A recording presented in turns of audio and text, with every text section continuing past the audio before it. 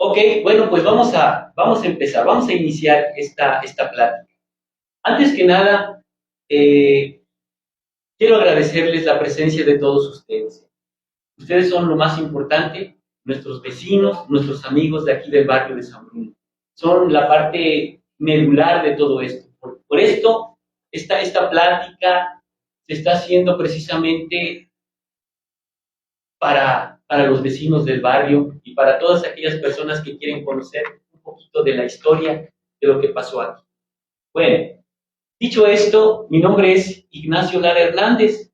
Yo, bueno, soy el vecino aquí del barrio, soy cronista de este lugar.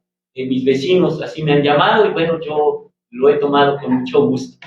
Y bueno, pues como ustedes saben, a partir del año 2014, sucedieron una serie de hechos aquí en San Bruno, en la fábrica, que desmantelaron el techo y hicieron muchos destrozos.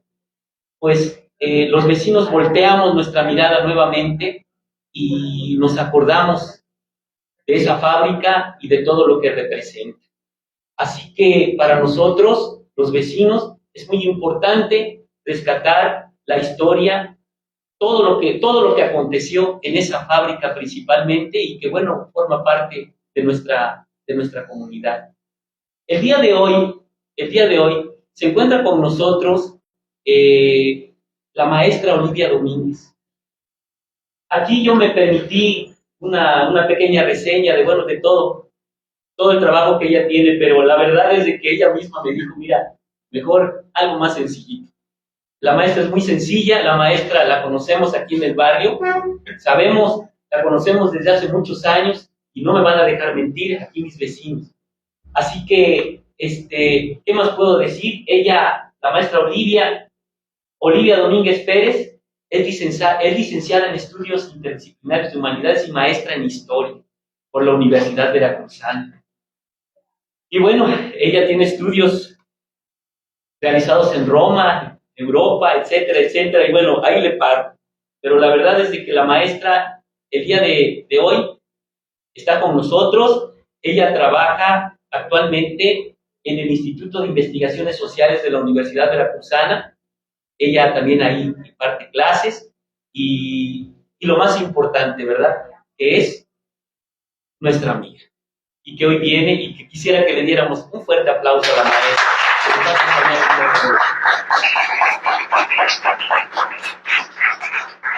Por otro lado, también se encuentra con nosotros el maestro Ángel Rafael Martínez Alarcón, también muy amigo de nosotros. Lo hemos conocido en todo esto que ha sucedido aquí en el barrio, en la historia, todo por lo que hemos pasado, él siempre está cubriendo toda la nota. El maestro Ángel Rafael Martínez Alarcón también es historiador, es originario de aquí de Jalapa, obtuvo su licenciatura en Historia en la Universidad Veracruzana y cursó una maestría en Historia de América en la Universidad Internacional de Andalucía y realizó estudios de especialización en Comunicación y Gestión Política en la Universidad Complutense de Madrid, donde fue candidato a doctor en Formación y Crisis del Estado en América. Él es columnista, un aplauso por su parte, un aplauso para él. Es maestro, columnista, muchas notas, etcétera, y además es un maestro con mucho carisma. Así que, amigo, maestro, aquí eres bienvenido aquí en San Bruno. Y por otro lado, tengo también aquí a mi lado izquierdo al ingeniero Esteban de Jesús Aparicio Rentería. Él es un compañero de lucha que ha estado siempre al pendiente de lo que sucede aquí en nuestra comunidad y sobre todo en la fábrica de San Bruno. Él pertenece a la Asociación de Colonos del Barrio de San Bruno, es una persona comprometida, igual que fue su papá, que trabajó como 60 años ahí en la fábrica nada más, no me equivoco.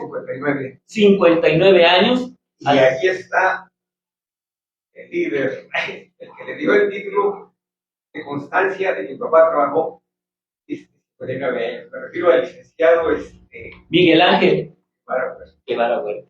Un aplauso también a usted, Miguel Ángel. Y bueno, pues presentados aquí las personas que se encuentran con nosotros, pues vamos a iniciar. El día de mañana es 28 de agosto.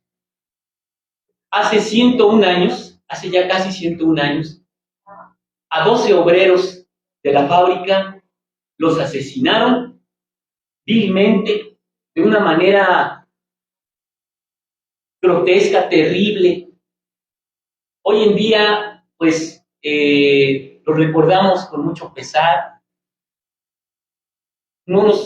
A veces no nos podemos imaginar el sufrimiento que tuvieron esas familias, porque dejaron viudas, hijos, mamás, papás.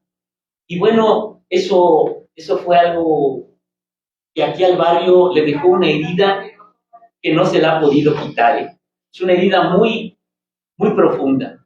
Entonces, a 101 años lo recordamos, es una historia que ya la gran mayoría de todos nosotros nos la sabemos, está en internet, lo podemos leer muy fácilmente, sabemos que se los llevaron allá por el rumbo de Rancho Viejo y en un lugar conocido hoy en día como El Naranjo. No sé si algún día se llamó El Naranjillo o no ese lugar, pero hoy ese lugar es El Naranjo, porque el Naranjillo está arribita de San Antonio. Entonces sabemos que ahí los asesinaron, ahí prácticamente gozaron con el sufrimiento de sus últimos momentos de vida y ahí quedaron, los enterraron y algunos quedaron todavía pues medios vivos. Las balas no los pudieron matar y se ahogaron ahí de la tierra. Entonces, es una historia muy, muy, muy, muy fuerte. Pero bueno, a 101 años los vamos a recordar, pero el día de hoy, ya después de 101 años, sabemos más o menos, ya nos queda muy claro lo que pasó en realidad. No fue un hecho aislado, iban por ellos, sabemos que ellos habían luchado, que pues tenían ideas diferentes a lo que el gobierno de aquella época mantenía. Y estas ideas, se dice, ¿verdad? Los viejitos nos lo platicaban, de ideas comunistas, ideas un poquito radicales o muy radicales, adoptan una filosofía diferente. Así que, pues para esto, precisamente, está el maestro Ángel Rafael Martínez Alarcón, que primero nos va a platicar esa parte, esas ideas de dónde llegaron, cómo llegan, porque esto llega antes de los mártires, que sucedió en el 24, eso sucedió desde antes. Y de ahí viene una serie de hechos históricos que nos van diciendo todo lo que pasó. Sabemos que los mártires del 28 de agosto fue un hecho muy importante y lamentable, pero desconocemos toda esa parte que por alguna razón se ocultó, ya no se manejó, y que hoy en día queremos que se sepa. ¿Cómo llegó todo eso al barrio? Y bueno, ya esa parte después nos la platicará también la maestra Olivia, de cómo se forma, cómo adquiere esa estructura el sindicato. Y finalmente, el ingeniero nos va a decir nos va a platicar algunos hechos, principalmente que su papá le comentó a ella en vida. Don Manuel Aparicio ya no vive, pero su hijo sí, y él se ha encargado de conservar toda esa historia. Así que, maestro Ángel Rafael Martínez Alarcón, le dejo la palabra y bueno, le pregunto, maestro, para iniciar esta plática, ¿cómo llegaron las ideas comunistas a Veracruz y a San Bruno en particular, maestro? Para eso, bueno, le paso aquí el micrófono y adelante ahí, maestro, por favor. Muy buenas tardes, agradezco al maestro Nacho esta invitación y le agradezco, es emocionante compartir la mesa con la especialista del tema, la maestra Olivia Domínguez Pérez, que ha trabajado el tema. También agradezco la presencia de cada uno de ustedes y este evento es muy significativo. porque la historia no es del Estado, ¿no? La historia es nuestra, nosotros hacemos la historia, nosotros recordamos a nuestros mártires, a nuestros héroes, y no necesariamente tenemos que partir del visto bueno de un ayuntamiento, de un estado o de un gobierno federal. Entonces, la historia la hacemos los hombres y este evento es una muestra. También muy contento porque nos acompaña Raimundo Carranza, que aunque no fue testigo presencial, pero él creció en ese ambiente, ¿no? Aquí don Raimundo, toda una enciclopedia. También contento porque nos acompaña el director de la carrera de criminología de la UPA, el maestro Evaristo Mendoza Amador, para con sus alumnos, ¿qué pasaría en ese momento de cómo los encontraron? Si hay todavía trabajo para ir al Naranjillo, ¿no? Y bueno, a cada uno de ustedes les agradezco la presencia, a Ricardo también, que también tiene una historia que contar ahora para 1931, ¿no? La otra parte de la historia de San Bruno, ¿no? La persecución a los comunistas ya en el 31. Bueno, esta historia parte a partir, perdón, de la publicación del manifiesto del Partido Comunista por Carlos Marx y Federico Engels hace 177 años, 1848, hay este manifiesto, este documento, y ahora sí se va a organizar en Europa, se va a organizar este pensamiento y tiene que ser París, tiene que ser en Francia, donde tenemos los primeros brotes de otra manera de pensar y de hacer política.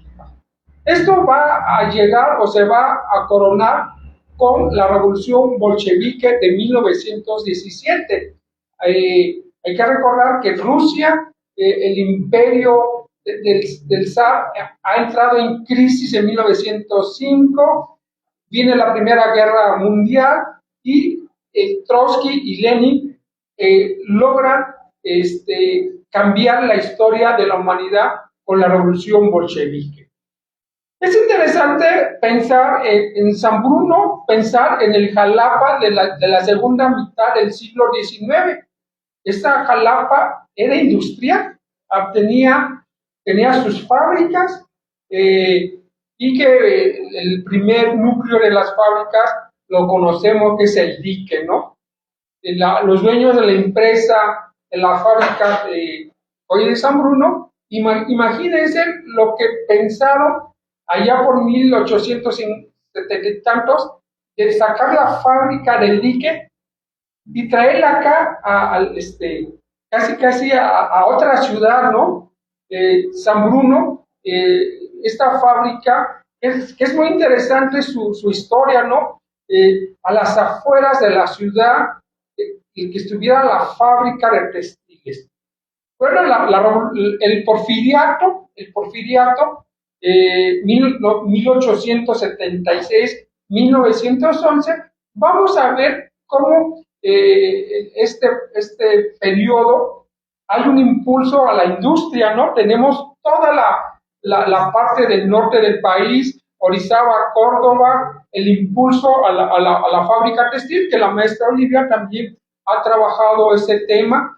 Y bueno, la revolución en México, le hemos bautizado como la revolución mexicana, pero el primer brote, la revolución maderista, la que Francisco I. Madero convoca el 20 de noviembre de 1910, es una primera revolución, logra incendiar el país y logra que miles de mexicanos le sigan en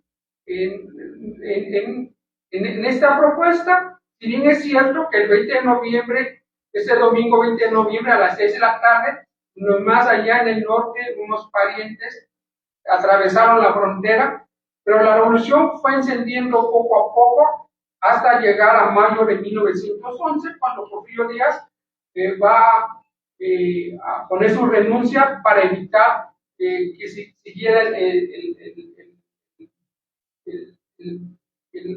la mancha de sangre entre los mexicanos.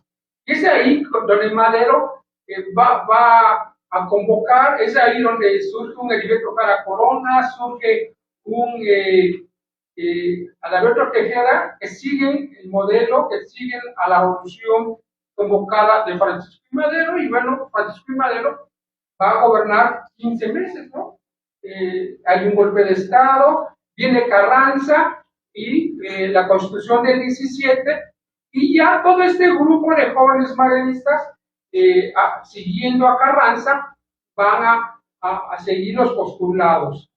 Tanto Tejeda como Jara son casos muy interesantes para la historia de Veracruz. Tejeda es un ingeniero, es alguien que está formado, mientras Jara es un tenedor del libro en la zona industrial de Orizaba, Córdoba, pero tiene una formación política ya en los círculos antirrevolucionistas de Francisco I. Madero. La Revolución de Octubre, la que va a estallar en el 17, imagínense el gran imperio ruso con una revolución, un gobierno provisional que es débil y que logra encender en noviembre del 17 y cambiar el modelo político, económico del gran imperio ruso. Ya luego Lenin en 1922 va a fundar la Unión Soviética. Y bueno, este movimiento comunista empieza a tener ahí ya su primer espacio de hacer propaganda internacional del modelo. Ya hay una serie de comunistas en Europa, empiezan a emigrar a América Latina. Bueno, el abuelo de Clara Sheinbaum viene en esa generación de comunistas rusos a hacer propaganda de una nueva forma de gobernar, una forma de romper las cadenas del capitalismo y el proletariado y el campesinado. Y finalmente vamos a tener en 1919 la fundación del Partido Comunista de México.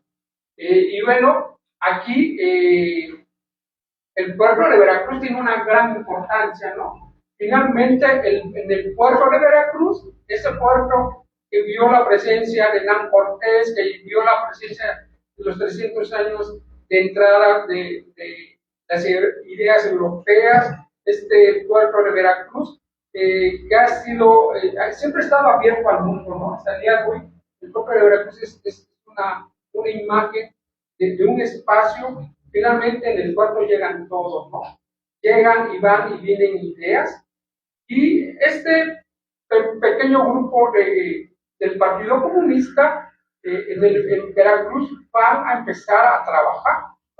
Hay que recordar que a finales del 19 son los últimos meses del gobierno de Venustiano Carranza. Venustiano Carranza tuvo muchas simpatías con la Rusia de Lenin, no se concretaron muchas cosas, pero Carranza tuvo allí una apertura con la Casa del Orden Mundial y había cierto reconocimiento hacia lo que estaba pasando en Rusia. Imagínense hace más de 100 años sin comunicación, ¿no? De esperar los 4 o 5 días. Ese es un poco.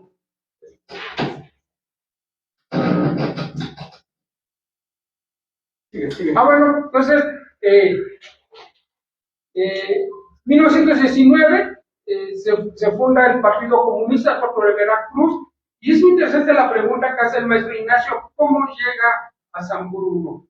Finalmente, el proyecto soviético comunista es un apostolado, ¿no? Es empezar a echar a andar las redes, y seguramente en Jalapa los primeros receptores de estas nuevas ideas fueron los maestros de la normal.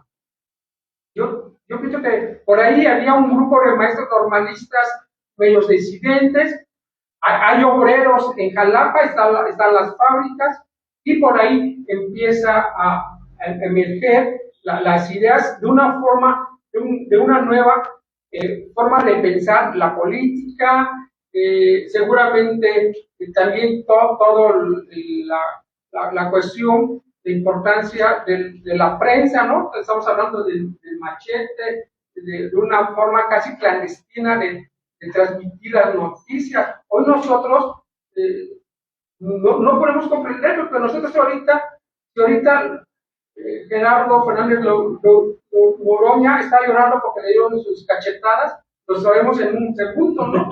Pero ya estamos viendo cómo se está sobando porque lo rasguñaron. Pero imagínense, hace 115 años, lo que sería informar al mundo que ha caído el zar, que hay una república del Soviet, que se ha fundado la República Socialista Soviética en 1922. Debió decir una cosa muy rara. Nosotros, como todo lo tenemos ya a la mano, en un clic ya sabemos si Putin esta tarde le sacó la lengua a Trump, ¿no?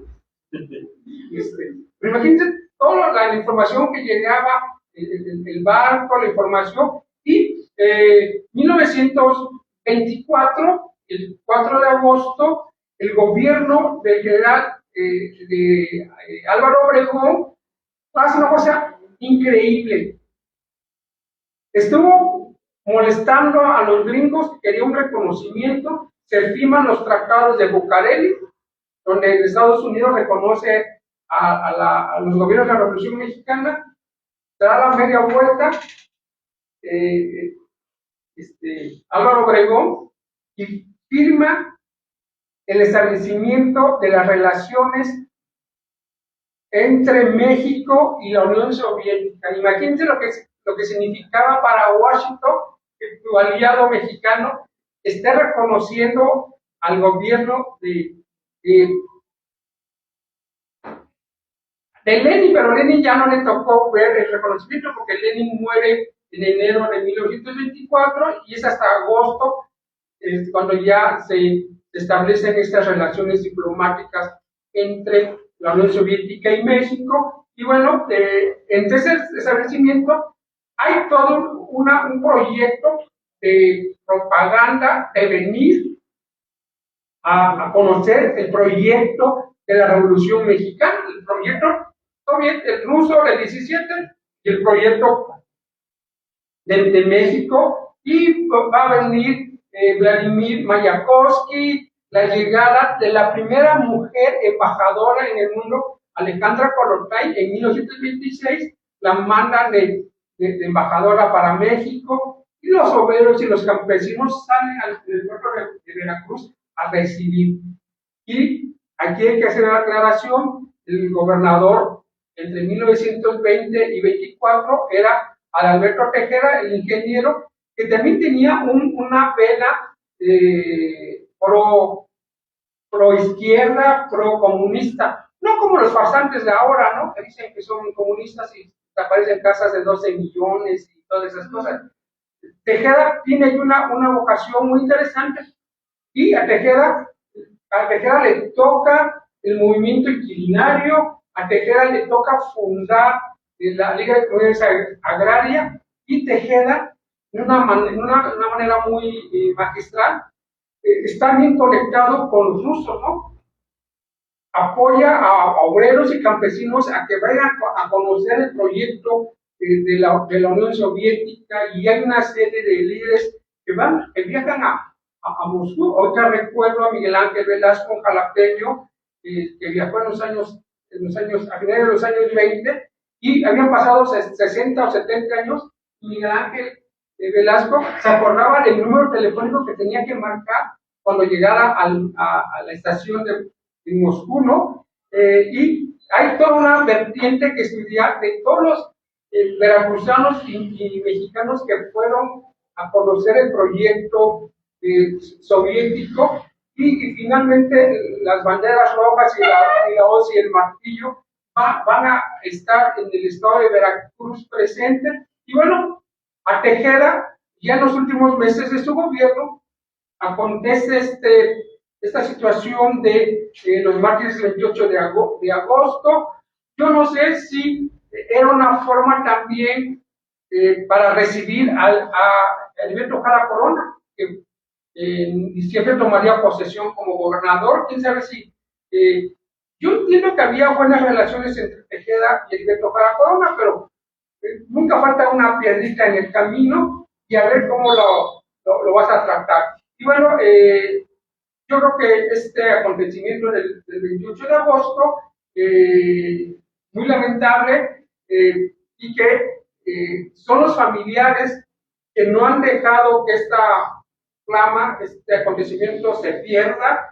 Yo todavía recuerdo cuando iban a dejar la corona ya el 5 de febrero y la antorcha y el movimiento, el mismo trabajo de la maestra Olivia Domínguez, que ha trabajado, que ha hecho trabajo de campo aquí en esta área de San Bruno, y que San Bruno es una historia que no se ha contado todavía bien a la sociedad jalapeña. Está presente esta historia, primero con los mártires, después hace 50 años porque se vino acá la humanidades y los que veníamos al circo, de niños aquí veníamos al circo. Eso sería un poco así, dando la introducción y dejándole la voz al especialista. Pues un aplauso para el maestro. Y bueno, pasamos ahora con la maestra y bueno, abriríamos de esta forma. Lo que acaba de decir es muy cierto, quiero aclararlo también, todo este evento es 100% vecinal. Y no tiene mano, no hay mano negra. Maestra, le doy la palabra y le hago una pregunta, maestra. Bueno, ¿cómo era la organización del sindicato en San Bruno durante todo este periodo del comunismo, maestro? ¿Nos puede usted orientar qué pasó aquí? Bueno, pues antes de contestar la pregunta, platicar con ustedes, solo tengo 20 minutos. Entonces, en 20 minutos, la verdad es que es muy poco tiempo para un periodo tan extenso, ¿no? Pero bueno, antes de comenzar, yo quisiera dar las gracias al ingeniero Ignacio por permitirnos estar aquí, compartir algo que hemos terminado. Y también quiero dar las gracias, aunque no están de manera póstuma, a Pánfilo Flores Villa, a Casimiro Mecarejo y a Eliodoro Hernández, que fueron pieza fundamental para reconstruir una historia que sí estaba, sí existía, sí se conocía por los viejos trabajadores de San Bruno, pero era una historia callada, era una historia oculta, era una historia de la que no se hablaba. Tenían sus motivos, todos pueden ser válidas, las razones por las que no hablaban, pero sin embargo, después de alguna insistencia, la ayuda de un compañero del Partido Comunista Mexicano, también que ya falleció, el maestro Panes de las Humanidades, nos abrieron las puertas, precisamente don Pánfilo Flores. Y a través de don Pánfilo, al que entrevisté en muchas ocasiones, y escribió, y conservo parte de lo que me escribió, porque decía, bueno, tengo que recordar que escribió unas cuartillas para mí, para que yo empezara a entender mucho de lo que yo me preguntaba en ese momento. Y a través de él, pues yo logré conectar con otras personas, con ellos, con Eliodoro, quien me recibió en Puebla. Y en Puebla no solamente vivía él, vivían otras cosas, trabajadores, ¿no? Que eran parte de esta historia que comienza en 1920 y concluye para ellos en 1932. Porque comienza en 1920, eran muy jóvenes. La segunda generación de San Bruno. La primera les había tocado la transformación de un taller de textiles a la gran fábrica de San Bruno, que era propiedad de la familia Saldo Hermanos, de la compañía Saldo Hermanos. Una compañía que lo que hizo fue agrandar la fábrica sobre los 3.000 metros donde están ahorita los caretones que aún quedan de la antigua fábrica. Y de tener 74 obreros tenían en el siglo XIX. En la primera década, ellos manifestaban que habían recibido la fábrica, ellos la recibieron en 1902. Y en 74 ayudaron a 150 trabajadores. Para 1932 se hablaba de que había 300 trabajadores. De esos 300 trabajadores, 100 de ellos se declaraban trabajadores combativos, luchadores, y defendieron sus ideas. Y de esos, algunos retornaron a su centro de trabajo. Y un grupo como de 8 personas no regresaron jamás a trabajar. Tuvieron que emigrar, varios de ellos.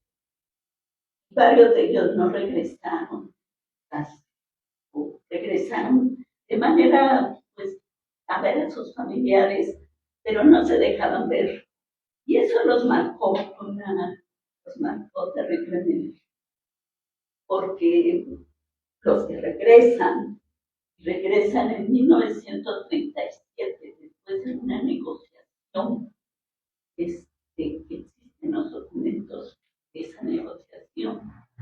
Regresan, hay varios amparos que se dan, y regresan en el 37 con condiciones donde muchos de ellos casi empezaron a trabajar de cero, dejando atrás sus años de experiencia, trabajando en condiciones que no eran las de personas experimentadas. Por ejemplo, el caso de esta segunda generación, muchos de ellos eran hijos de trabajadores, hermanos de trabajadoras, como el caso de Hernández, o eran trabajadores que venían de otras fábricas.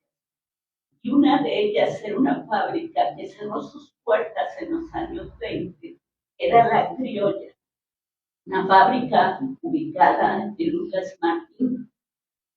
Y otros trabajadores también venían de San Marcos. Por alguna razón, también trasladaron su residencia a la ciudad de Jalapa y encontraron trabajo en unas haciendas que en ese tiempo existían, hasta el último del que les puedo platicar posteriormente. Era originario de Tlaxcala, llega a San Marcos, de San Marcos llegas finalmente a San Bruno. Es decir, esa segunda generación, la primera generación quizás era más jalapeño, pero esa segunda generación ya es de obreros que tienen cierto conocimiento de la industria que vienen de otras áreas. Y en 1920, por ejemplo, Eliodoro Hernández, que pertenece a esta segunda generación de trabajadores, era hermano de una de las fundadoras del sindicato en 1908, Ana María Hernández. Y él vivía originalmente, les decía que eran muy jalapeños, vivían en el centro de lo que hoy sería Jalapa, en la calle de Juárez. Desde la calle de Juárez venían bereneando para llegar a San Bruno, ¿no? Entonces, la fábrica pues les quedaba lejos de su residencia. Otros vivían en Sayago, y al llegar al Meridiano, que era el punto de ingreso a San Bruno, era el lugar donde ellos decían, estamos llegando a la fábrica. Ya trabajaban, ¿no? Para llegar a la fábrica. Y Heliodoro, como el caso de otros, se trasladan a vivir acá, a la congregación. En ese tiempo era una congregación, para vivir cerca de su centro de trabajo. Otros, de apellido Gutiérrez, vivían en Lucas Martín, emparentaron con los Calderón, uno de los mártires, y ellos caminaban de Lucas Martín hacia San Bruno, como también fue el caso de Casimiro Melgarejo, que también pertenece a esta segunda generación de trabajadores. Y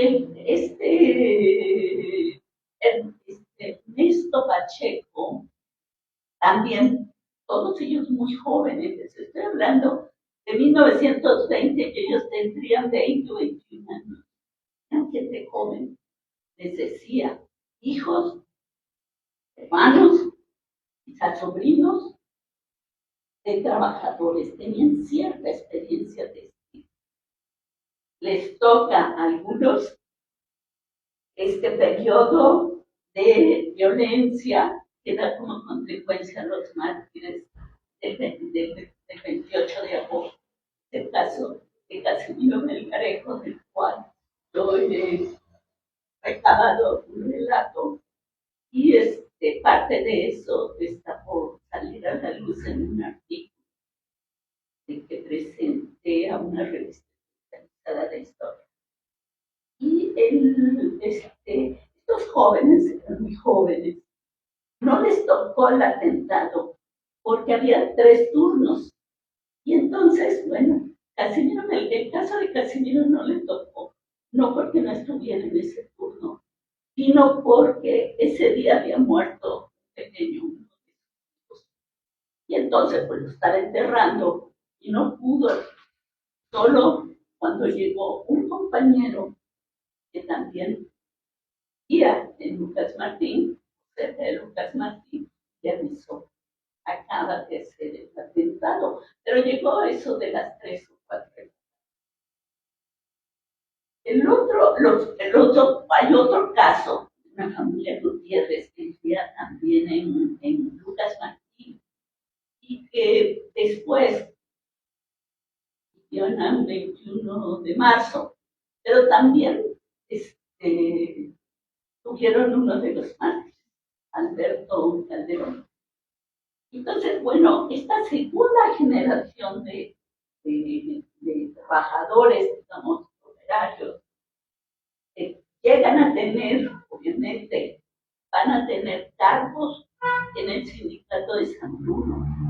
Y poco a poco creo que estas influencias de las que nos ha hablado Ángel Rafael van aterrizando, no solo en Jalapa, sino en la fábrica de San Bruno, en estos jóvenes que no llegaban a más de 25 años, eran jóvenes de 20, 21, más de ellos.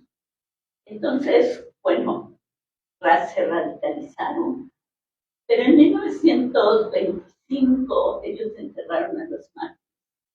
En 1926 existe la documentación donde ellos exigen justicia, exigen que los agresores sean detenidos y aprendidos, cosa que no lo lograron.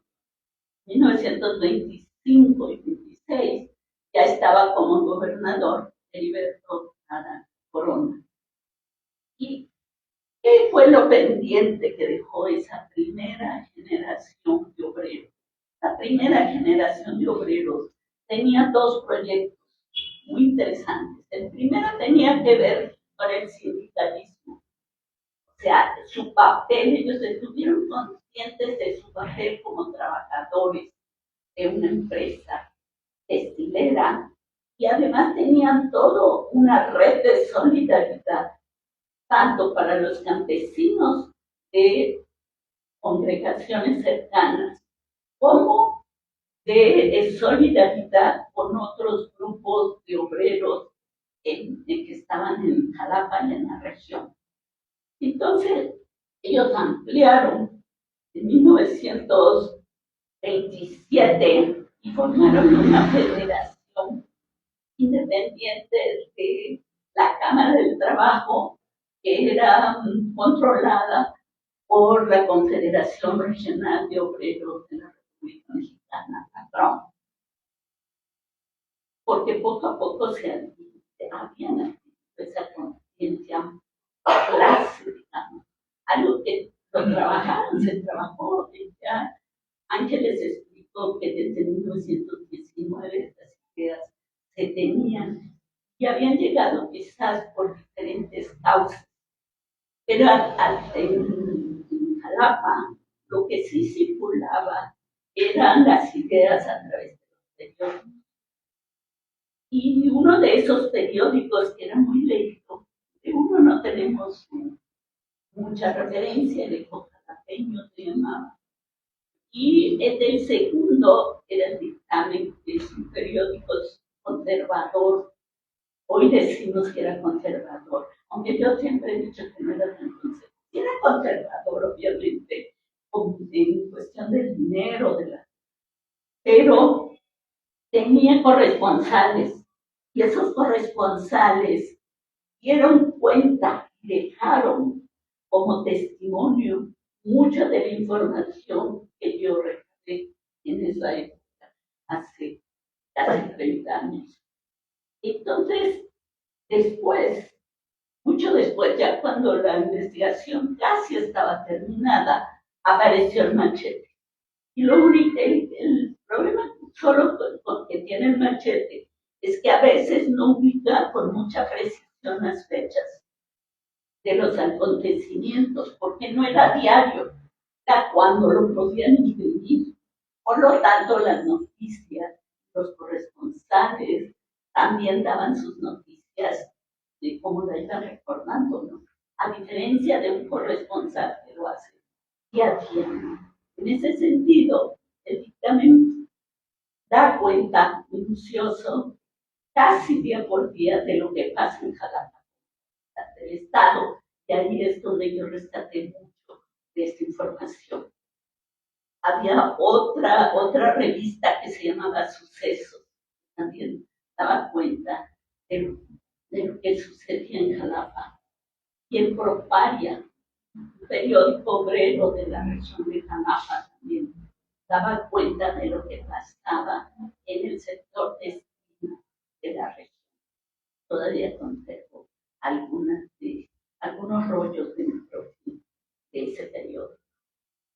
Y bueno, digamos que hay algunas fuentes que en ese momento me ayudaron, pero volver a las fuentes 30 años después o 20 años después, a mí me planteó nuevas interrogantes, ¿no? Y una de esas interrogantes era eso: ¿cómo es que una generación logra plantearse hacer un proyecto diferente y continuar con el proyecto social que habían establecido los de esa primera generación? Y parte de ese proyecto social tiene que ver con dos temas. Uno, el problema del sindicalismo, y el segundo tiene que ver con la formación de una colonia Ferrer Guardia. Es decir, su alcance no solamente era la cuestión sindical, sino era ver por el bienestar social de los trabajadores y de los habitantes de la la congregación. Es decir, tienen un proyecto más amplio. Nosotros, cuando yo los estudié, lo reduje. Fue un trabajo bastante reducido, ¿no? Donde yo quería solo encontrar a la clase obrera. Eso era lo que... Y hoy lo veo con otros ojos, ¿no?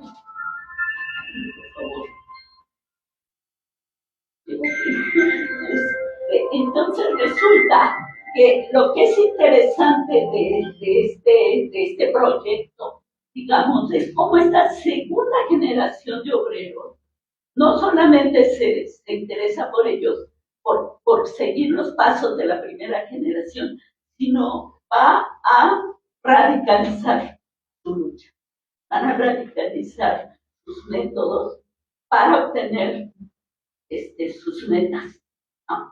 Entonces, lo que tiene que ver con el sindicalismo es muy interesante porque llegan a obtener muchos beneficios en San Bruno, no en la Purísima. La Purísima le costaba más trabajo a los dirigentes, a pesar de que eran de la misma compañía. La Purísima les faltaba más, pues más fuerza, tener más fuerza para negociar. Tenían la asesoría de los trabajadores de la Cámara del Trabajo, colombianos, pero no tenían mucho éxito. Y en cambio en San Bruno, la empresa en 1919 negoció, en 1922 volvió a negociar, en 1923 también, en 1926 en 1925 volvieron a negociar sus condiciones de trabajo y siempre obtuvieron éxito.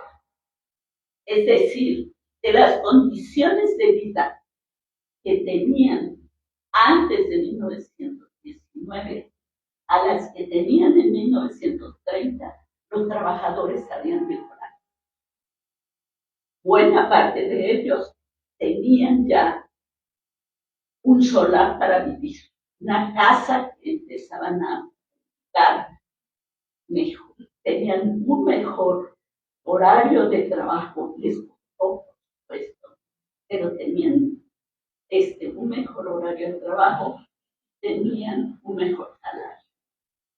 ¿Qué pasa entre 1928, aproximadamente en el 28, el 27 y 28, decía Melgarejo, que el gobernador Tejeda les propuso que si pensaban diferente o querían independizarse de la CROM, pues tenían que hacer el esfuerzo de hacer algo diferente.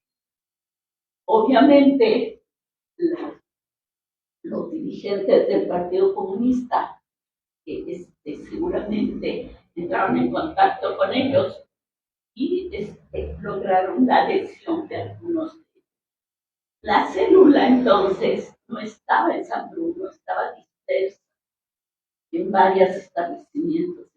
Había gente que trabajaba en la Providad, había gente que trabajaba en el INE, había choferes, el gremio de los choferes fue interesante también, poco se ha trabajado de ello. Había entre los panaderos el caso de Miguel Ángel Velasco, que lo comentó Ángel, ahí sale. Había otros obreros, algunos de ellos también murieron entre este periodo, entre el 24 y el 27.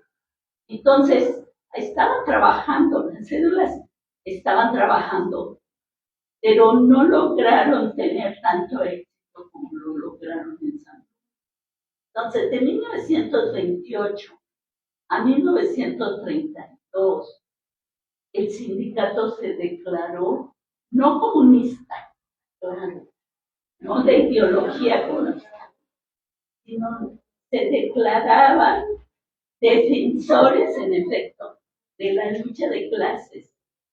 Y algunos de ellos sí eran y militaban fuertemente dentro del Partido Comunista. viajaron a Rusia. Cuando ellos en dos ocasiones fueron a las Islas Marías.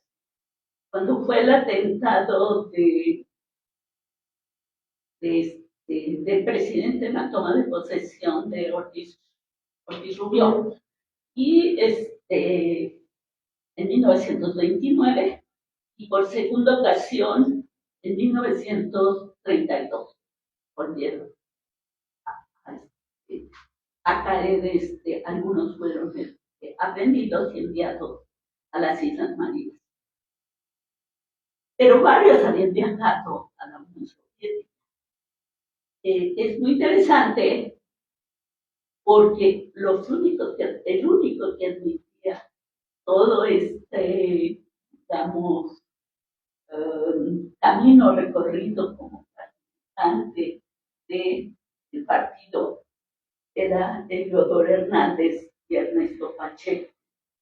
Otros, quizás,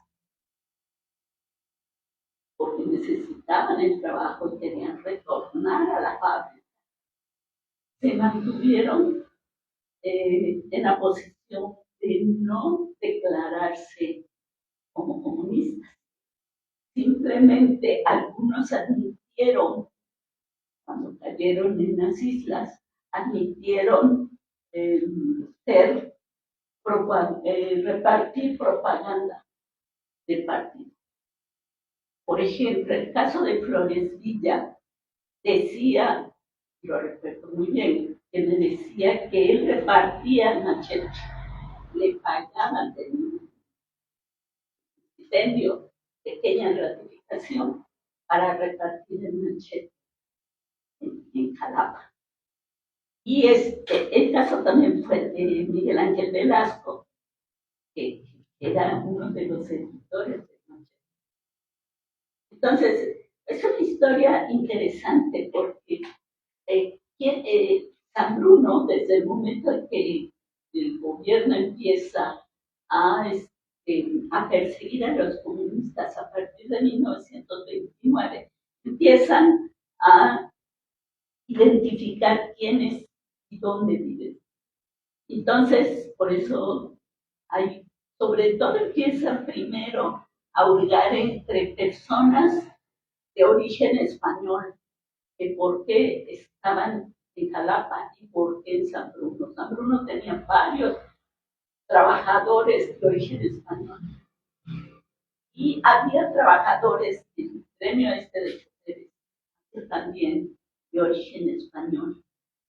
Uno de ellos cayó en las Islas Marías, pero ya tenían rato que le estaban vigilando. Y le preguntaban al sindicato. Ahí está la documentación de Melgarejo como secretario del sindicato, donde dice, no tenemos conocimiento de los comunistas. Aquí no hay comunistas. Obviamente, ¿no? Son momentos difíciles, ¿no? Todavía no estaban en la clandestinidad, pero era un grupo que tenía que agruparse y solidarizarse, ¿no? Y entonces, bueno, pues San Bruno estaba ahí en la mira, digamos, de los que pasan información a gobernación. Están los distritos de gobernación viendo que las autoridades, tanto del Estado como del municipio, identifiquen, sigan a las personas, ¿no? Entonces sí hay un clima, digamos, de mucha, pues, acoso o persecución oculta, ¿no? Entonces, bueno, los métodos actuales no son de ahorita, tienen mucho tiempo de estar, ¿no? Entonces, la gente que cae en las Islas Marías, en una primera ocasión, regresan, eran gente también muy jóvenes, todos ellos del grupo de jóvenes de la juventud comunista, el grupo de la local comunista. Eso es en el 29. Y en el 32, el otro grupo, cae otro segundo grupo, que ese grupo son 8. Al principio eran 10, pero lograron salir 2. No llegaron hasta las 7. Salen y quedan 8, que son los que se conservan en los archivos del Archivo General de la Nación con sus datos. Y cuando los interrogan, solo uno de ellos dice: sí, soy de filiación comunista.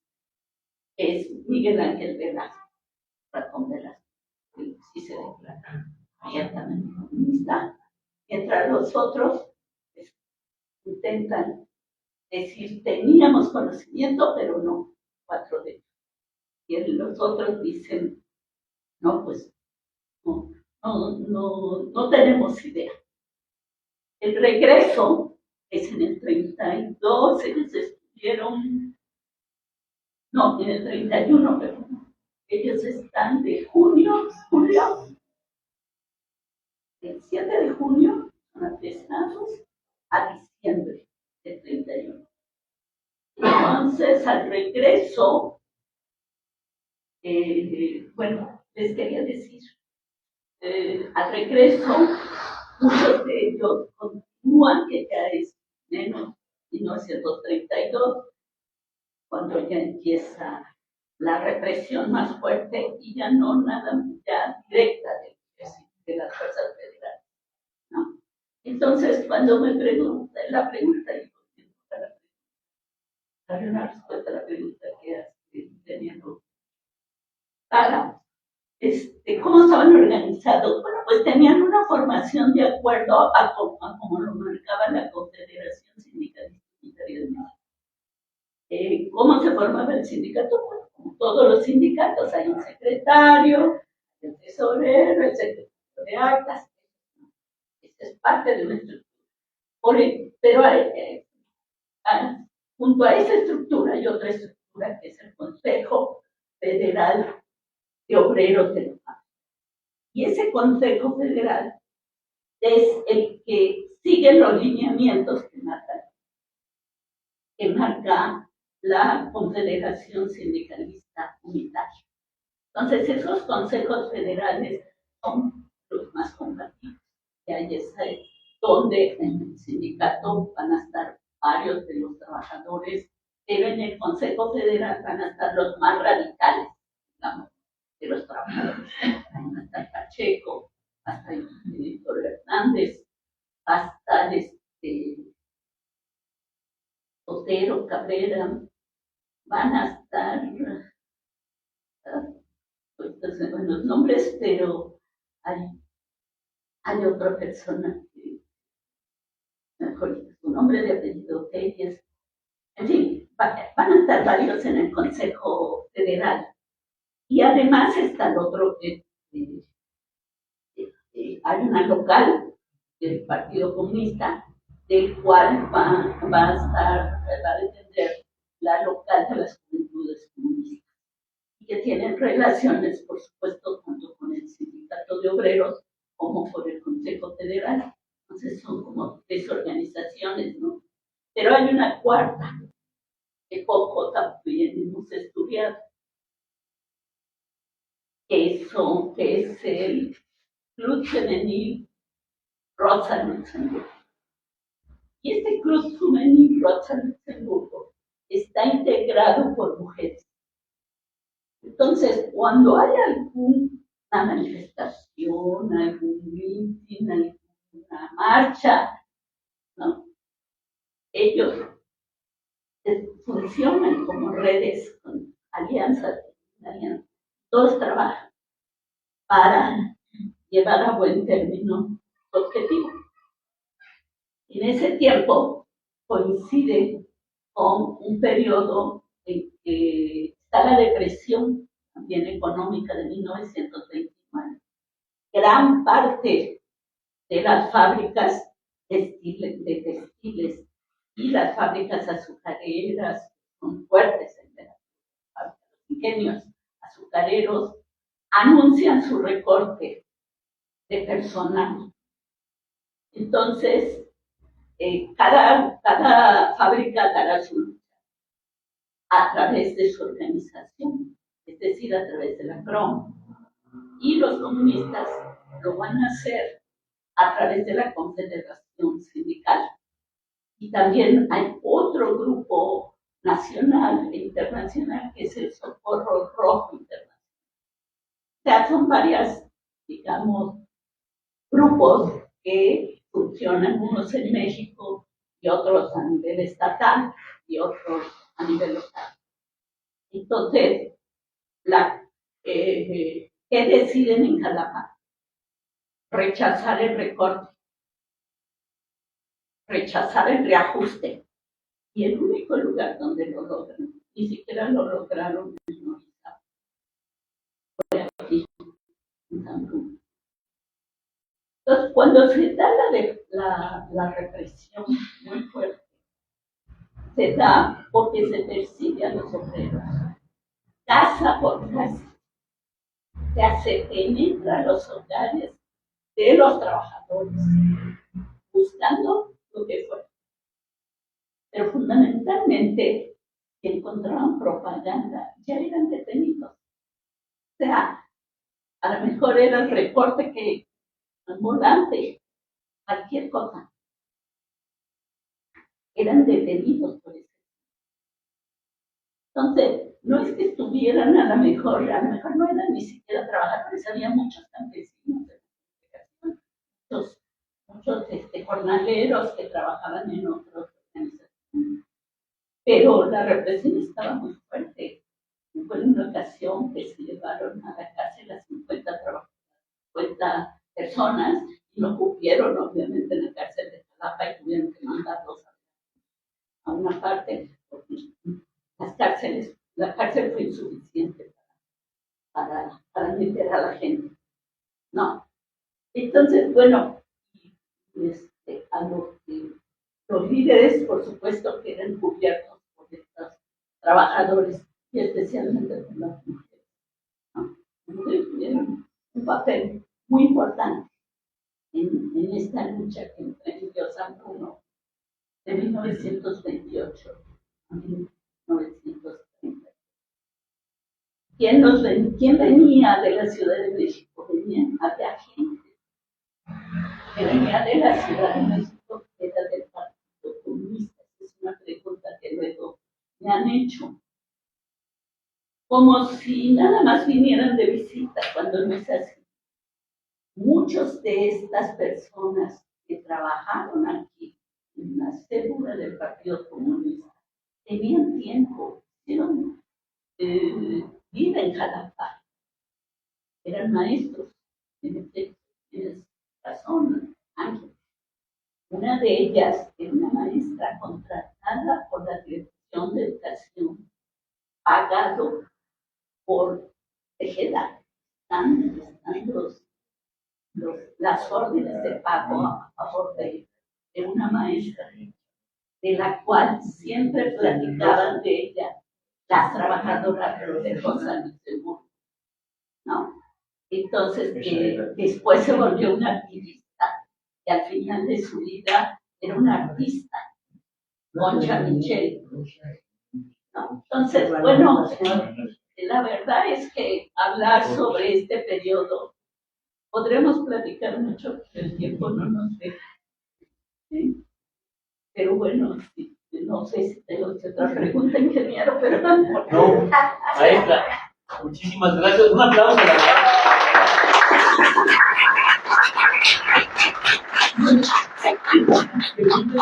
Permítanme decirles, claro que ya se dieron cuenta, ¿verdad?, con quién estamos. La maestra es especialista en el tema.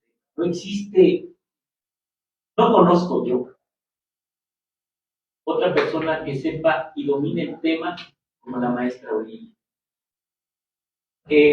Yo le he pedido a la maestra que todo, por favor, lo pone en libros, a ver, para que lo podamos leer y que no se pierda nunca esta información, porque es información que vale muchísimo para nosotros. Quiero, antes de pasar con el ingeniero Esteban, quiero agradecerle mucho la presencia de nuestro gran amigo y es nieto del gran sindicalista Pánfilo Flores Villa, que acaba de mencionar la maestra. Es increíble cómo la historia que vivimos aquí en el barrio la podemos ver. Cuando nos platican de Miguel Hidalgo, de José Ortiz de Domínguez, ¿de qué quieren? Pues, pues son nuestros héroes, ¿no? Pero esta historia, la que estamos contando, la que está contando la maestra, es una historia que la vivimos aquí. Porque todos estos personajes caminaron por donde nosotros caminamos. Amigo, te pido que te pongas de pie. Gracias. Nieto de Pánfilo Flores Villa.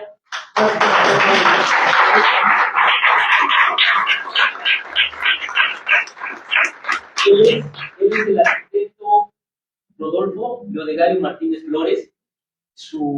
Hay una calle, siéntate amigo, siéntate, gracias. Hay una calle que en el barrio de La Luz, o Luz del Barrio, le conocemos como Flores Villa, aunque la gente ya de la zona, pues nada más saben que es Flores Villa. Pánfilo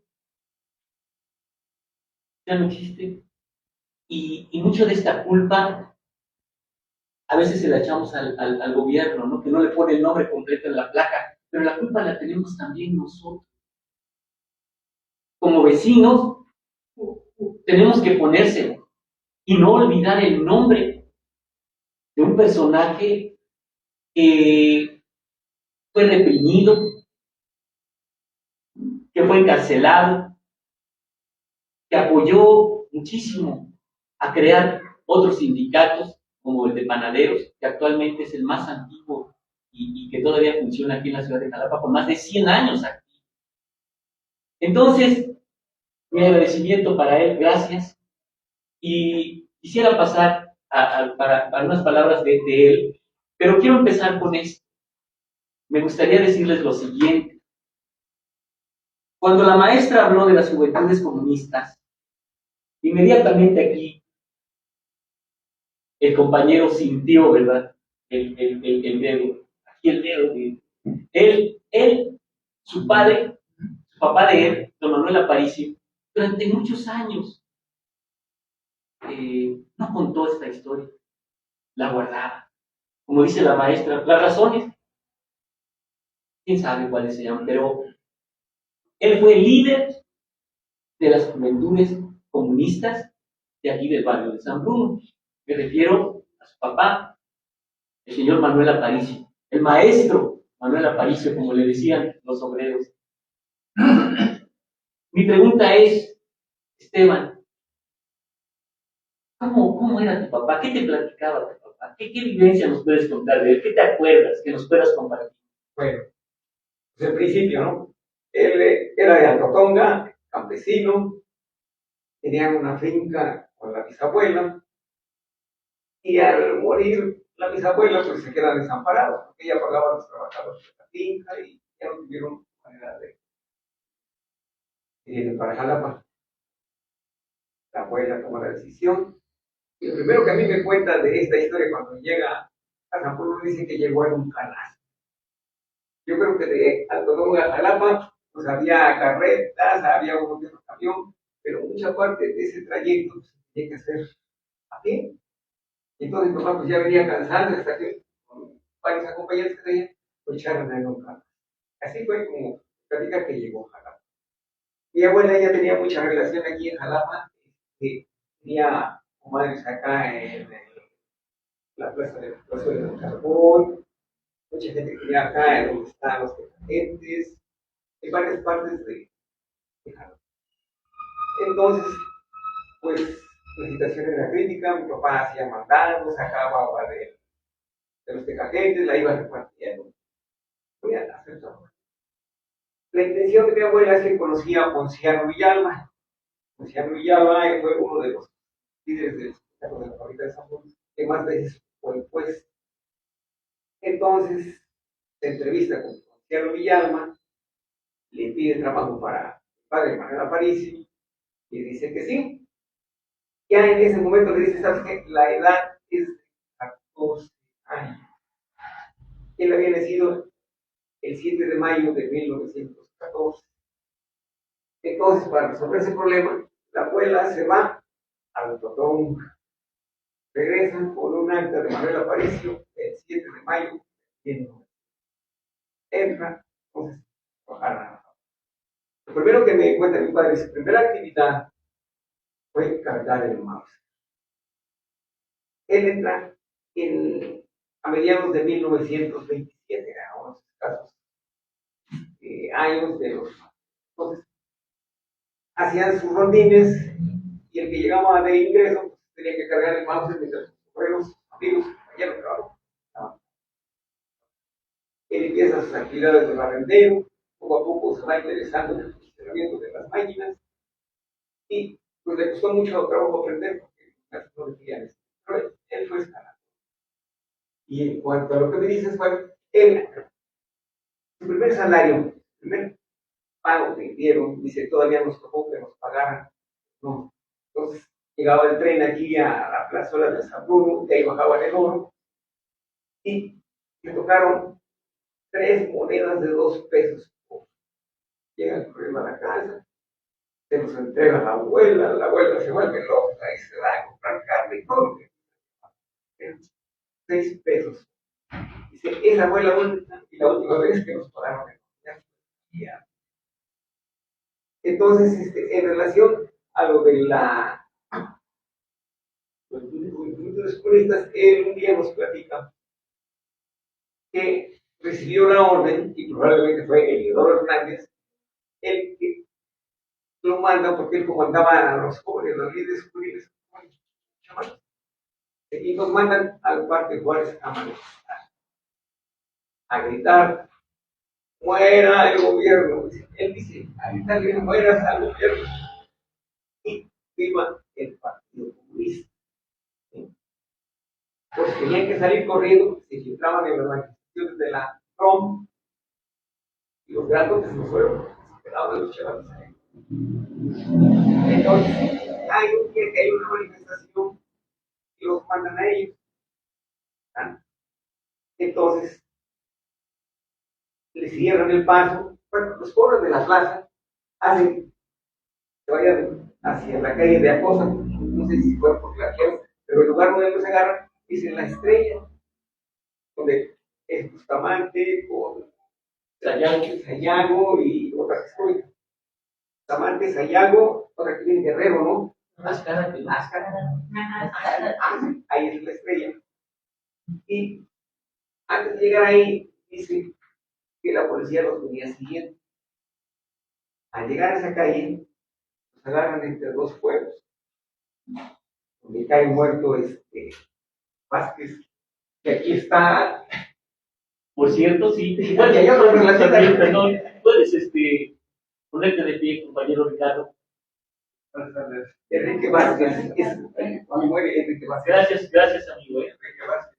Y la historia que está contando aquí el compañero, perdón que me atravesé, discúlpenme, pero esta historia es parte de su vida, porque fue su abuela la que vivió en carne propia el asesinato de este señor y que posteriormente el sindicato, esa plaza, se la dio a su abuela. Una vez muerto ese señor, después su abuela conoce a otro obrero en la fábrica y ahí, bueno, ya viene la familia con Francisco Esparza. Gracias, amigo. Perdón, discúlpame. Entonces, estuve cortando a la policía. Gracias a que los obreros llevaban armas, se pudieron defender. Mi padre iba con 5 jóvenes que él andaba trayendo, se salva porque una señora abre el zaguán de su terreno y ahí los esconde. Y entonces la policía pasó de frente. Cuando ya está cerrada la fábrica, es cuando ya me empiezo ya a encontrar la historia, ¿no? Un día leyendo lo del periódico del Machete, el Machete lo relaciona el 18 de marzo de 1931, y la carátula de ese día del periódico El Machete, que es la del 31 de marzo de 1931, dice: obreros baleados narran lo que mi padre me había contado. Coincide perfectamente. Perfecto. Otro de los hechos más importantes que guarda mi padre, ¿verdad? Las fotografías que tiene él. Hay una foto que, hasta después de entender un poco más quién era Martín Torres, lo encuentro en una fotografía y están en la revisión de contrato. Según Wikipedia, Martín Torres tuvo el honor de fundar o de lograr el primer contrato colectivo de trabajo. Fue en el 46. Este contrato colectivo nada más tarda 46 años, en el 92. Las nuevas reformas laborales no desaparecen. El orgullo de San Bruno es haber logrado el primer contrato colectivo de trabajo antes que los ferrocarriles, antes que la Comisión Federal, antes que Pemex o otra empresa lograron contrato colectivo. Esa es una de las hazañas del plan. Otra que me encuentro, cuando el cronista de Jalapa dice que San Bruno marchó, formaron el tercer batallón de la Fuerza Civil. Yo había jugado mucho con un nombramiento que tiene ahí mi mamá, al cual le arranqué la bandera, porque tenía una bandera ahí, y encuentro que el teniente de ese tercer batallón militarizado de la Fuerza Civil era mi padre. Entonces tiene un nombramiento, se lo da el teniente de caballería, era Maximiliano Manuel Aparicio Castillo, es nombrado teniente del tercer batallón militarizado de la Fuerza. Ahí me voy encontrando otras cosas más. Y pues después lo encuentro en el libro del sindicato a los 75 años, fue 2 veces secretario general del sindicato, en otras ocasiones también ocupó el comisariado fiscal, y su mayor correo que fue ahí cuando era secretario también fue comisariado fiscal. ¿Qué más? ¿Qué más? No sé. No, pues miren, aquí, como volvemos a repetir, perdón. Bueno, mi padre entra a trabajar en 1927, se jubila en 1985. El secretario general era el licenciado Miguel Ángel Guevara. Él le extiende, una constancia donde se le reconoce que fue compañero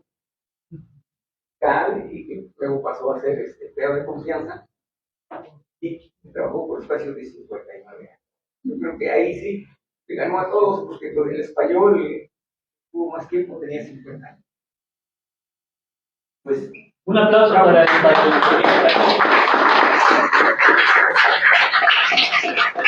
Aquí podemos estar, como dice la maestra, y podemos estar mucho tiempo, muchas horas, pero bueno, sabemos que esto tiene que ir terminando. Finalmente, no sé si alguien quisiera preguntar algo, con todo gusto, el maestro, la maestra, el ingeniero, puede responder. Sí, adelante, maestro. Gracias por haber venido. Buenas tardes a todos. No, agradecido, yo también me siento parte del barrio, ya tengo por acá 10 años que comparto la escuela Mártires 28 de agosto con mis aprendientes los días sábados.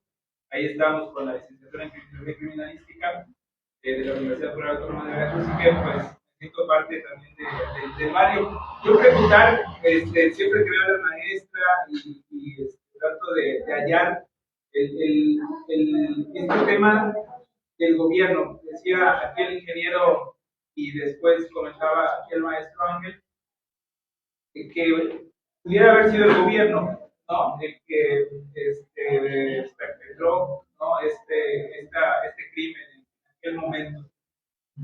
O sea, podemos señalarlo, por qué, de qué forma, quién participó. Al otro día de los eventos, en el dictamen, ahí decían, ¿no?, los autores materiales, Franzón y demás, Arenas. Al otro día en el dictamen ya estaba la comunicación, esos nombres, ¿no? Pero siempre se ha manejado, ¿no?, que detrás de esto justamente pues estaba el gobierno. Entonces, ¿a quienes se pudiera señalar? Por ahí también, por ejemplo, el maestro Ángel hablaba de que, pues justamente, ¿no? Creo que en algún momento hasta el mismo Alberto Tejeda se declaró de ideas comunistas, entonces no pudiéramos decir tal vez que fue él o si fue él, o quién entonces fue quien estuvo detrás de este evento el 28 de agosto de 1924. Esa sería mi primera pregunta. Y mi segunda, aprovechando aquí a la maestra, ¿de qué va a tratar su próximo artículo y dónde lo vamos a poder leer, dónde lo vamos a poder consultar? A ver si nos puede comentar. Entonces, esa es mi duda. Bueno, sobre el atentado, en efecto, sí se sabía quiénes eran los que atacaban a la ciudad, no solo a San Bruno. En 1924, una vez escuché a Ángel Rafael hablar sobre la necesidad que hay que platiquemos un poquito más sobre la rebelión de la Huertista, que es un movimiento que aparentemente se da solo en el 24, como un movimiento que surgió y por motivo de la reelección del presidente en turno, ¿no? Entonces, y la imposición de un candidato que no pues que no tuvieron de acuerdo algunos militares. Entonces, sería dicho que es una rebelión sin cabeza o una rebelión de algún sector de militares. Pero son fuerzas militares que existieron, que quedaron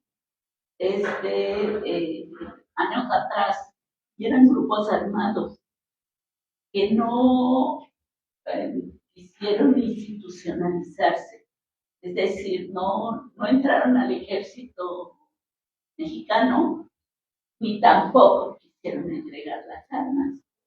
Entonces, ¿a qué se dedicaban? No solamente en Jalapa, en muchos lugares, en Misantla, en muchos lugares había este tipo de incursiones, principalmente a las haciendas, a los hacendados, que eran los que podían tener más recursos porque eran dueños de grandes propiedades, ¿no? Entonces, bueno, estos bandoleros sí estaban muy identificados y merodearon la ciudad de Jalapa todo el año, todo ese año del 24. O sea, termina la rebelión y no entregan las armas, ni los que defienden la rebelión, ni los que defendieron al gobierno institucional. Tejeda combatió esta rebelión con muchas milicias campesinas, también participaron grupos de obreros. Miguel Ángel Velasco dice que perteneció a una de estas brigadas, en sus memorias lo cuenta. Y entonces, claro que eran grupos identificados, claro que asolaban a la región, y el gobierno no se consideró capaz de enfrentarlos porque tenía muchos focos que acabar en todo el estado, en el Sotavento, en Misantla, en la Sierra, en fin, en Aguastecas, quedaron muchos. Y entonces, en el caso de Jalapa, lo que se dijo es, hay que armar, y a los campesinos que sí entregaron las armas, hay que volverlos a armar, y entonces se armaron campesinos en Jalapa y obreros en el dique, y en la Providad y en otros lugares. Había obreros armados. En el caso de San Bruno, los obreros en sí no se quisieron armar. pero sí había armas entre el comité de los campesinos. El comité agrario sí tenía armas, el comité que estaba formando la colonia Recuadra, ellos sí tenían armas.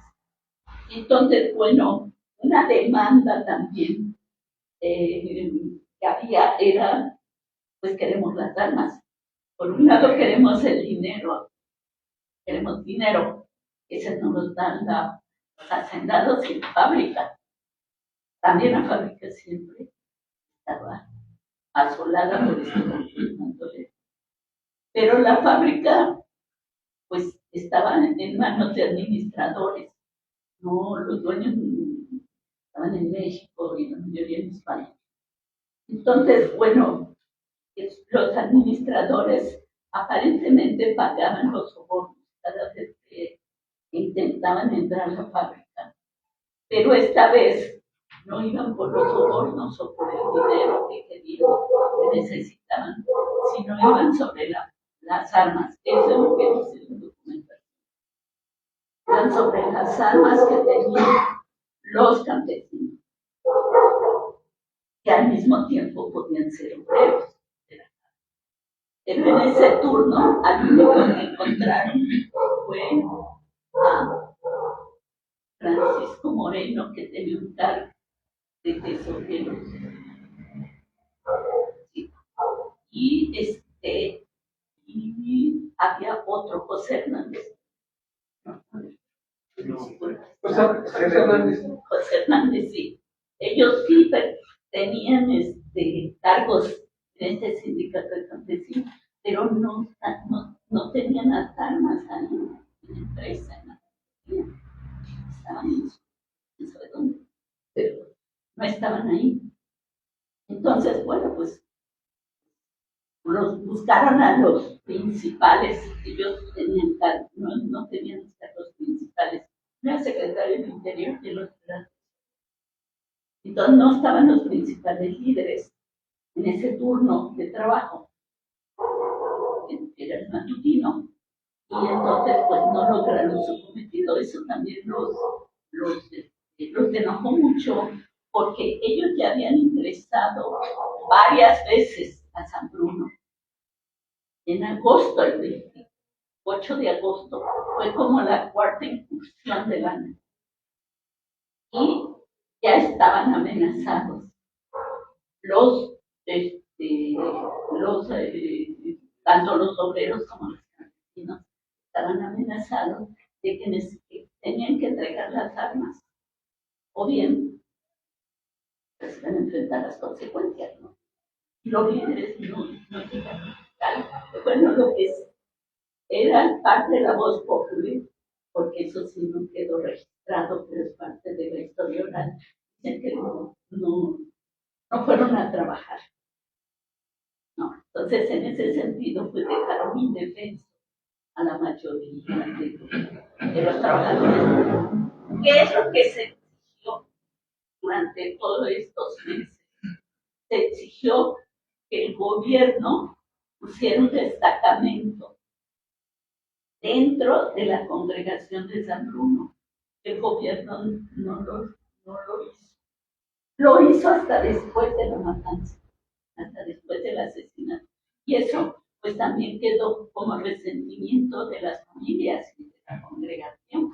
El gobierno actuó después del asesinato de estos 12 obreros, más 2 campesinos que también perdieron la vida, Juan Pereda y el otro no me acuerdo su nombre, apellido Olivares, y eran 2 campesinos y de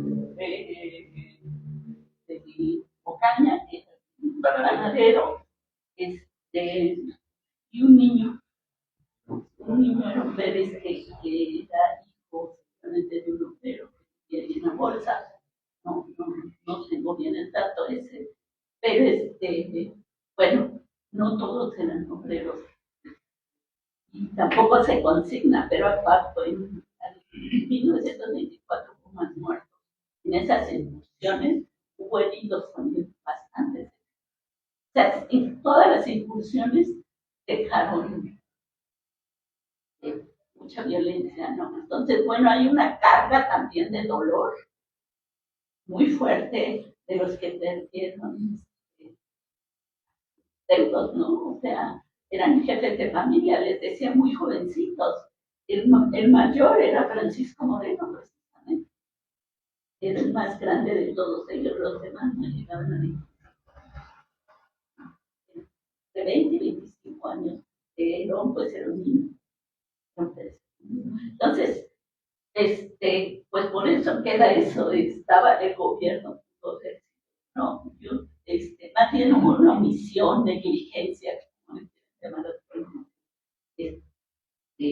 de no consideraron que estos fascinerosos llegaran a tan barbarie, ¿no? No solamente de asesinarlos o de llevárselos a asesinarlos, de enterrarlos, tenerlos como desaparecidos tantos años, ¿no? Claro, habría que ver otras cosas que por ahí he rescatado, pero pues que no es el momento para platicar de ellas. Pero bueno, como siempre pasa, hay traidores dentro de las familias. Hay gente que sabía el alcance de muchos, sabía el lugar donde estaban enterrados, en los silencios, ¿no? También ellos, por ser tan combatidos, tenían enemistades, y esas enemistades también se las cobraron ocultando muchos hechos, ¿no? O cosas que hubieran contribuido a la investigación. Entonces, el gobierno, pues sí, fue bastante omiso, digamos, porque no pensó que se dejara a eso. Y además, bueno, como estaban otros grupos armados cerca de Jalapa, se pensaba que en un momento dado los grupos también guardianes, ¿no? De los otros. Pero pues no se lo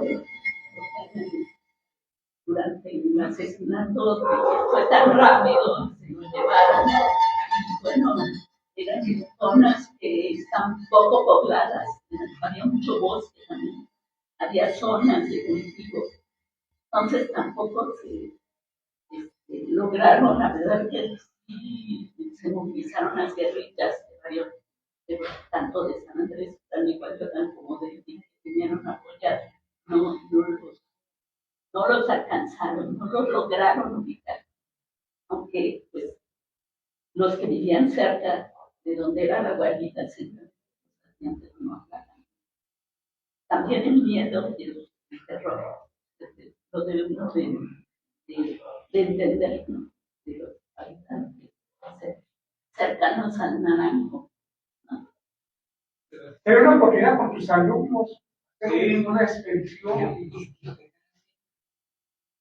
A ver, ya, ahora sí la última pregunta porque ya pasó la basura. Ya estamos sobre el tiempo.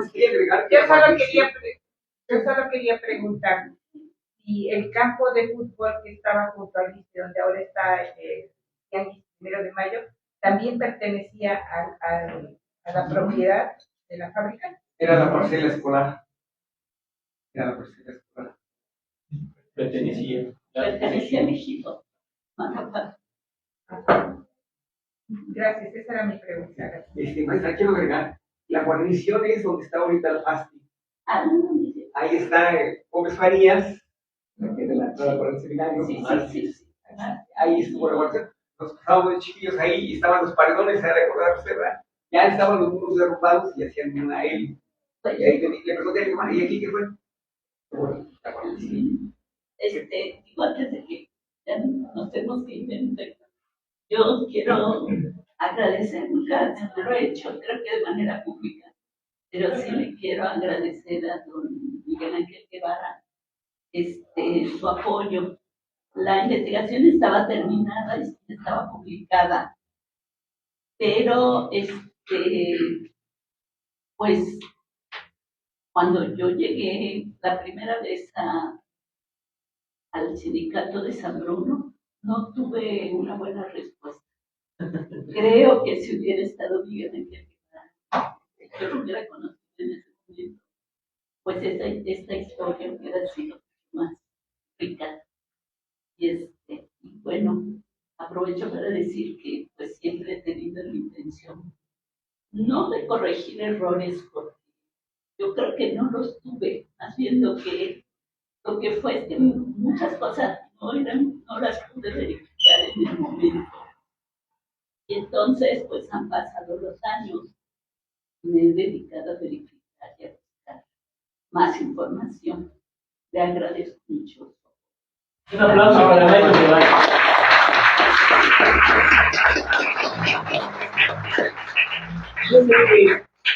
Yo sé que, bueno, finalmente pues hay muchas preguntas, quedan muchas dudas, como siempre, pero pues nos tenemos que retirar. Y además, allá están preparando ya, están cortando un pastelito, están preparando ya una gelatina y no sé qué otra cosa.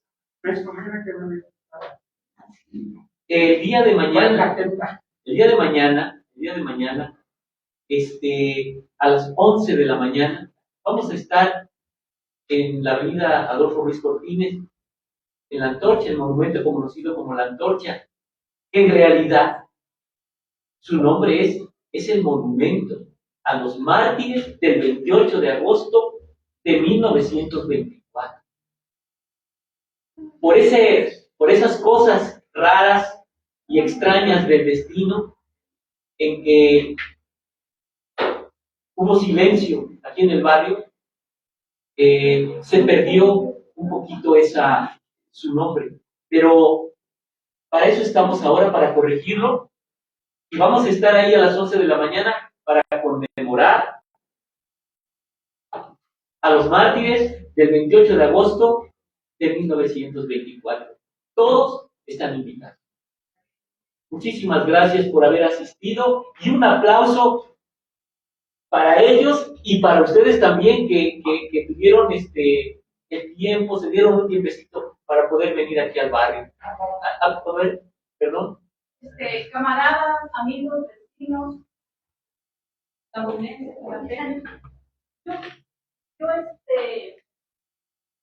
yo soy parte de esta asociación.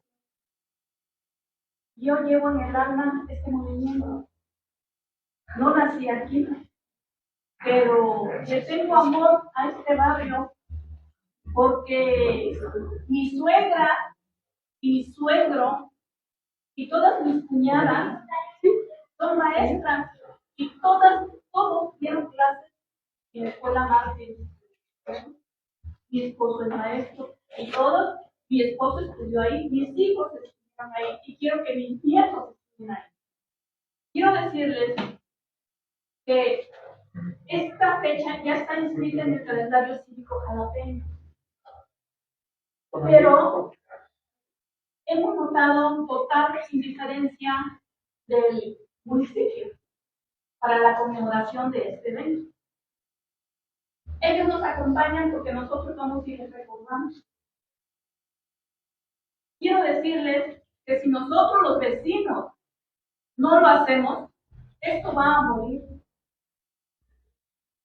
Mi esposo es el principal organizador. Hay somos una asociación, pero él es el principal organizador.